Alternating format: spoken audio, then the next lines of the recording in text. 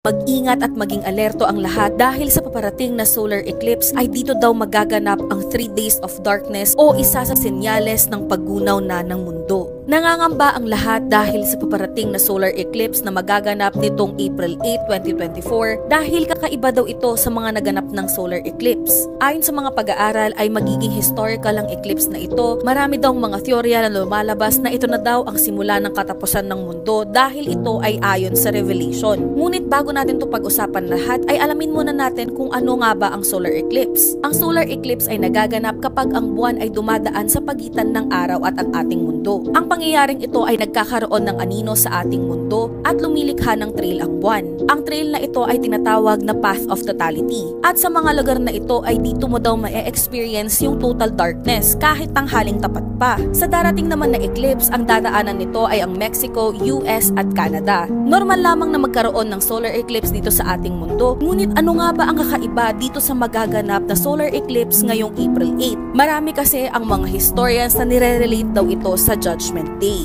Marami kasi ang nakapansin na doon sa path of totality ay dito ang lugar na tinatawag na Nineveh. At ayon naman sa Biblia, ang Nineveh ay ang lugar kung saan pinapunta ng Diyos si Jonah upang balaan ang mga tao na magbago na daw sila kung hindi ay mararanasan nila ang puot ng Diyos.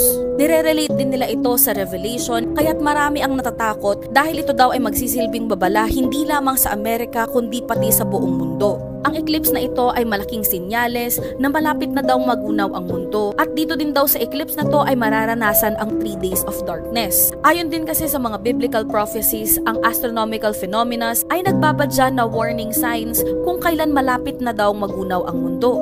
Ayon nga sa Joel chapter 2 verse 31 na sinasabi na ang solar eclipse ay isang warning sign kung saan malapit na daw ang pagdating ng Diyos sa ating mundo. Ngunit kahit anumang prediksyon at teorya ang gawin ng mga tao ay tanging Panginoon lamang ang makakaalam kung kailan magugunaw ang mundo at wala tayong magagawa kundi magantay at patatagin ang ating pananampalataya.